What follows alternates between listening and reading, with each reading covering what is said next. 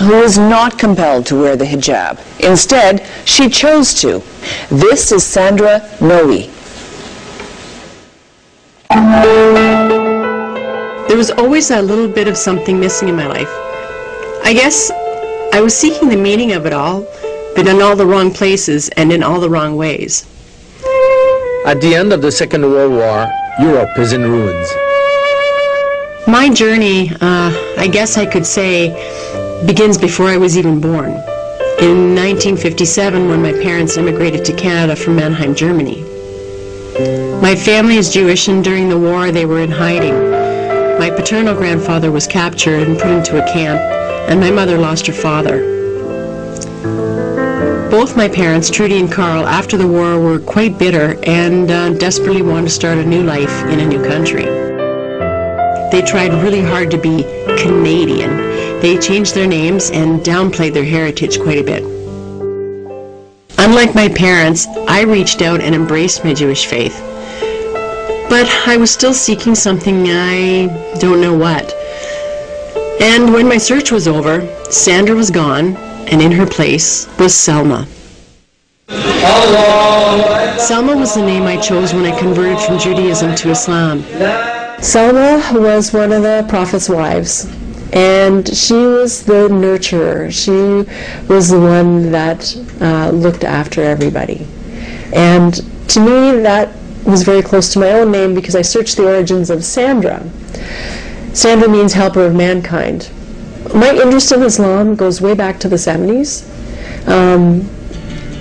I was probably about 13 when I heard that Cat Stevens had converted to Islam and was now known as Yusuf Islam.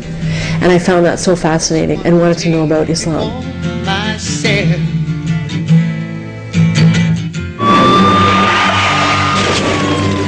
2001, I was hit by a drunk driver and had to learn to walk again. And as my car was flying through the air, I was totally awake, thinking, okay, is this how I'm going to die? At the time that the accident happened, I was in a position in my life where I really didn't know what I wanted to do with the rest of my life. I would say that the biggest turning point was my mother's illness with cancer and her death in 2005. And that really solidified my move towards Islam. I went to India in 2005, 2 weeks after my mother's death. It was the month of Ramadan when I got there.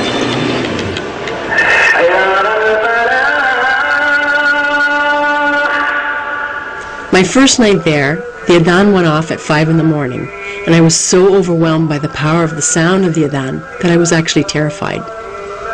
I went to the window, I stood there listening, and there came over me a feeling of complete happiness and peace and belonging. That was the moment that made me take that leap of faith. The Shahada is the affirmation one makes when they convert to Islam. And it is very simple. It's just the affirmation that there is only one God and no other God. And that's what you believe in. As I understand, Sister Salma, you did some studies prior to this moment about Islam. And what always fascinated me were the similarities between Judaism and Islam. And I just found that the connection between the two was so very powerful. The beginning of your step towards Islam by declaring your faith and speaking the following two sentences, which is to bear witness that there is no God but Allah, and to bear witness that Muhammad is his messenger. Without any further delay, we will go ahead and ask Allah subhanahu wa ta'ala for his blessing in that blessed moment that we are witnessing, all of us. Allah, Allah, Allah. Ashhadu an la ilaha illa Allah. وأشهد أن محمدا رسول الله. I bear witness I bear witness that there is no God that there is no God but Allah, but Allah, and I bear witness and I bear witness that Muhammad that Muhammad is his messenger. is his messenger. Sallallahu alayhi wa sallam. Sallallahu alayhi wa sallam. Mubarak. Jazakallah.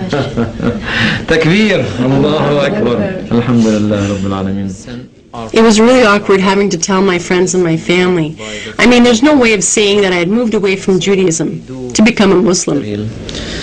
Alhamdulillah Rabbil Alameen. When I started to wear hijab, apart from being terribly nervous for the first 4 weeks, was how much better I became at thinking about my words and thinking about my reactions to others. I'm constantly amazed at how people react to the veil. I just don't get what the big deal is.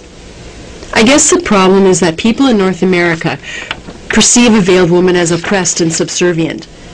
Maybe in some countries or in some regimes that might be true, but not here in Canada. Here we have the freedom to choose, and I chose to do this. What they don't understand is that it is a requirement for women to veil, to cover themselves. It says so in the Koran. I really like wearing this one, and I'm so glad that I've gotten better at putting this on. You know, I can't even imagine going out in public without it on. So tomorrow, I'm going to wear my hijab to work for the first time. I'm a little bit nervous. I work as a legal assistant downtown in the Bay Street area, and so dressing there is a little conservative, and there don't appear to be too many women wearing a hijab. Yes. The reception that I got from my colleagues was great for the most part. There was a lot of jaws dropping and a lot of funny looks and a lot of hesitation when they passed by my desk. Sadly, one of the worst experiences that I had came from within the Muslim community. On my way to Jummah prayer, which is the Friday noon prayer, my phone rang, and it happened to be another Muslim that I knew, a Muslim woman, and she had said to me, "Are you still wearing your hijab?" And I said yes. And she said, "Well, all of my friends are wondering who the white girl is pretending to be a Muslim." And that kind of broke my heart, because I wasn't pretending. It wasn't a fashion statement.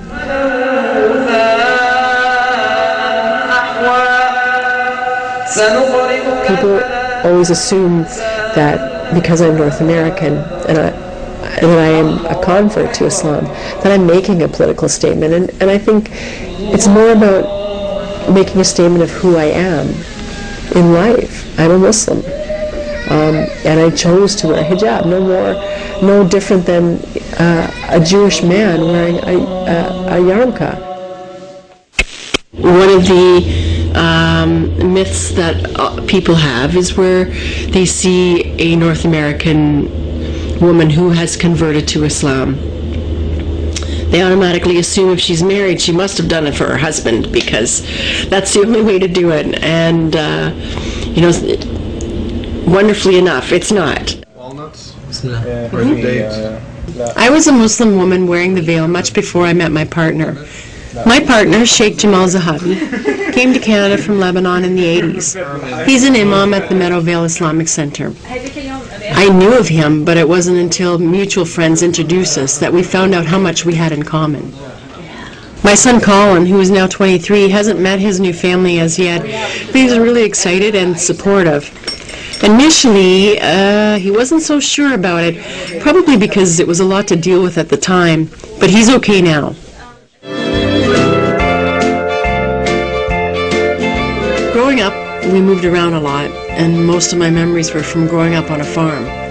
We were quite isolated and only had each other for company.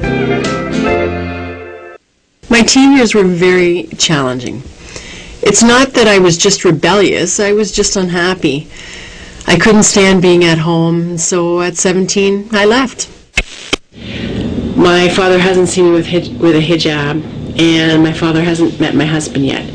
So we are going as a family, and I'm a little bit nervous. I'm not sure what my dad's going to say. I'm not sure how he's going to react. What do you think? Do you think he's nervous? At the time the discovery of my mother's illness, my father and I were not close. We never really had